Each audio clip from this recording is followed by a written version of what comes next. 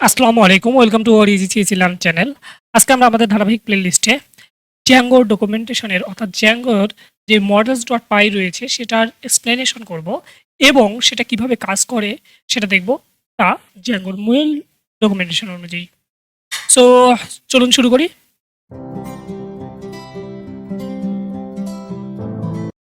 প্রথমে আমরা দেখে আসি যে আসলে জ্যাঙ্গো মডেলস আমাদের কি প্রোভাইড করে। আপনারা স্ক্রিনে দেখতে পাচ্ছেন জ্যাঙ্গোর যে মডেল রয়েছে সেটা আমাদের একটা প্রোভাইড করে object relational mapping or ORM। Object relational mapping কি এবং আমরা এটা নিয়ে আরও বিস্তারিত কোনো এক পর্বে আলোচনা করব, আজকে সেভাবে যাচ্ছি না।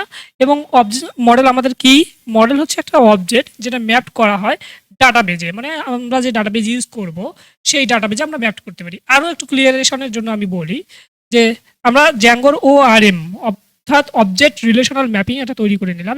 এখানে আপনি দেখতে পাচ্ছেন যে আমরা ক্লাস পেজ দিয়ে আমরা একটা মডেল ক্রিয়েট করে নিচ্ছি। এখানে পেজটা হচ্ছে আমাদের, এখানে যে আমরা পেজটা ইউজ করতেছি, এখানে আপনারা দেখতে পাচ্ছেন যে এখানে যে আমরা পেজটা ইউজ করতেছি তা হচ্ছে আমাদের এমনি এসকিউএল বলেন বা মাই এসকিউএল বলেন, সে টেবিলের নাম হচ্ছে আমাদের এই পেজের নামটা। এইখানে দেখতে পাচ্ছেন যে ক্রিয়েট টেবিল, এই যে পেজটা হচ্ছে আমাদের টেবিল। এবং আমরা যে এই ফিল্ডগুলো ইউজ করি, টাইটেল, তারপরে পারমালিঙ্ক, আপডেট ডেট, তারপরে বডি টেক্সট, এগুলো যে আমরা ইউজ করি এগুলো হচ্ছে আমাদের অ্যাট্রিবিউট। এখানে দেখতে পাচ্ছেন সেই অ্যাট্রিবিউটগুলো আমাদের এখানে আমরা এসকিউএলে এইভাবে লিখতে পারি, কিন্তু জ্যাঙ্গোতে এই সমস্ত কঠিন কাজটা আমাদের জ্যাঙ্গো ORM এ মডেলসের মাধ্যমে আমরা খুব সহজে এই ছোট আকারে লিখতে পারি। তো জ্যাঙ্গো আমাদেরকে এই ORM সুবিধাটা দেয়, যেটা মডেল ডট পাই এর মাধ্যমে। চলুন আমরা এখন প্র্যাকটিক্যালি দেখি ORMs বা জ্যাঙ্গো মডেলস আসলে কি কাজ করে বা কিভাবে কাজ করে। আমরা জ্যাঙ্গোর ডকুমেন্টেশন অনুযায়ী টিউটোরিয়ালের পার্ট 2 তে যাব। পার্ট 2 তে হচ্ছে মডেলস অ্যান্ড অ্যাডমিন সাইট, এখানে ক্লিক করলাম।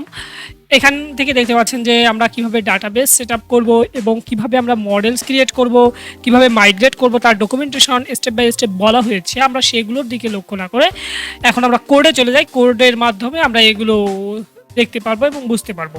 এখানে অনেক এক্সপ্লেনেশন রয়েছে, আপনি এই পার্ট 2টা পড়ে নেবেন একটু কাইন্ডলি। আমার ভিডিওটা পজ করে রেখেও পার্ট 2 পড়তে পারেন বা ভিডিওটা দেখার পরে পার্ট 2 পড়তে পারেন, তখন আপনার জন্য সুবিধা হবে ফার্দার স্টেপে বোঝার জন্য। সো আমরা আমাদের কোডে চলে যাচ্ছি, ক্রিয়েট করে নিব।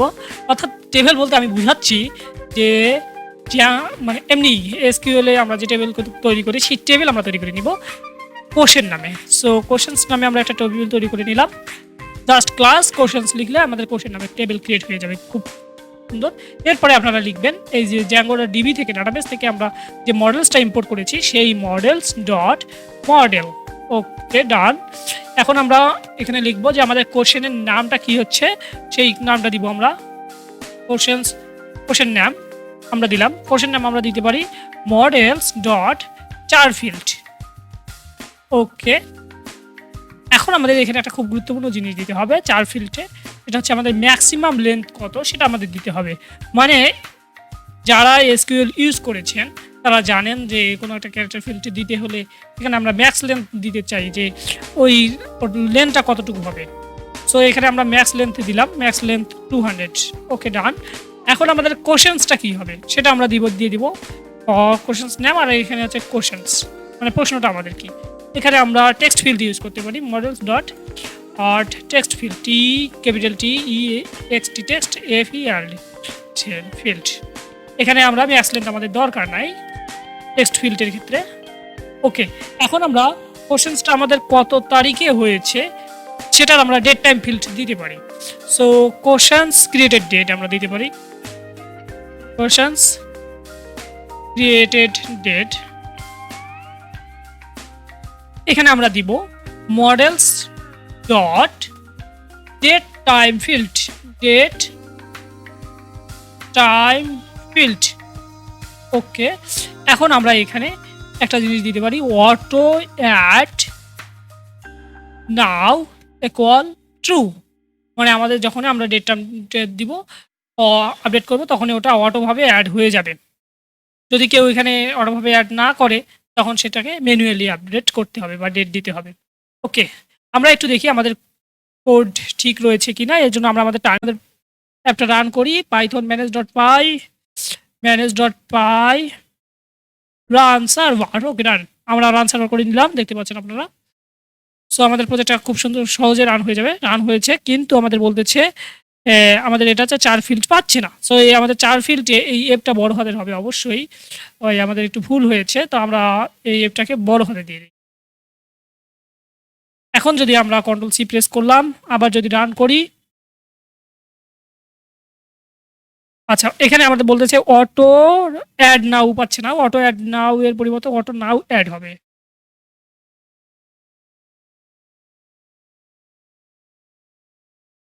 এবারও আমরা দিয়ে দেখি। ওকে ডান, আমাদের এর সবকিছু হয়ে গেছে। এখন আমরা যদি এই ডাটাটাকে দেখতে চাই, এর জন্য আমাদের কি কাজ করতে হবে, এখান থেকে আপনারা যাবেন, গিয়ে এটাকে মাইগ্রেট করে নিতে হবে পাইথন manage.py আর manage.py মেক মাইগ্রেশনস প্রথমে করে নেবেন। ওকে, আমরা মেক মাইগ্রেশনস করে নিলাম। দেখতে পাচ্ছেন যে আমাদের কোশ্চেন নামে মডেল ক্রিয়েট হয়ে গেছে। এখন আমরা জাস্ট মাইগ্রেট করে নিব। সো মাইগ্রেট করে নিলাম। সো সেটা আমাদের ডাটাবেজের সঙ্গে অ্যাড হয়ে গেল। এখন যদি আমরা রান করি এটাকে Python manage.py run server again, আমাদের রান হয়ে গেছে। এখন যদি আমরা আমাদের অ্যাডমিন প্যানেলে ইন করি,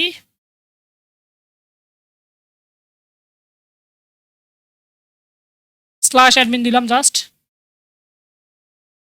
এখানে দেখতে পাচ্ছেন যে আমাদের অ্যাডমিন প্যানেলে সেই কোশ্চেনটা নাই। সো আমাদের অ্যাট ফার্স্ট দরকার হচ্ছে সেই কোশ্চেনটা নিয়ে আসা, তাই না?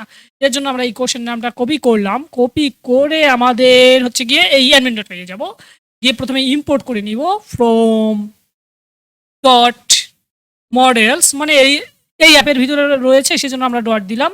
ইম্পোর্ট ওটা আমরা করব কি, কোশ্চেনটাকে ইম্পোর্ট করব।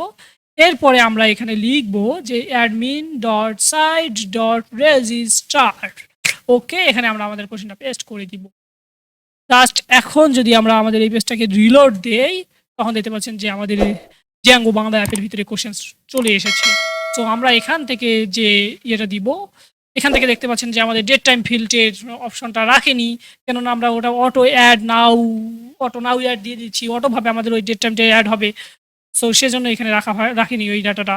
ওকে, এখানে যদি আমরা এখানে কোশ্চেন নাম দিলাম যে বাংলা, কোশ্চেন দিলাম, সো কোস্ট থাক, নেক্সট এক্সপ্লেন।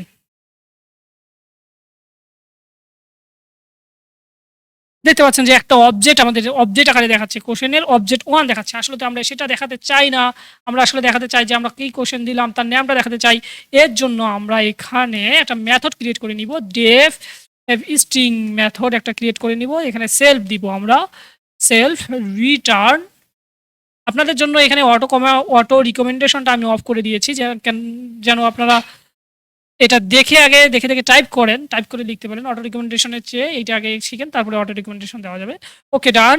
এখন যদি আমরা এটা অন করি, তাহলে দেখতে পাচ্ছেন যে আমাদের যে টাইটেলটা ছিল সেই টাইটেলটা শো করতেছে।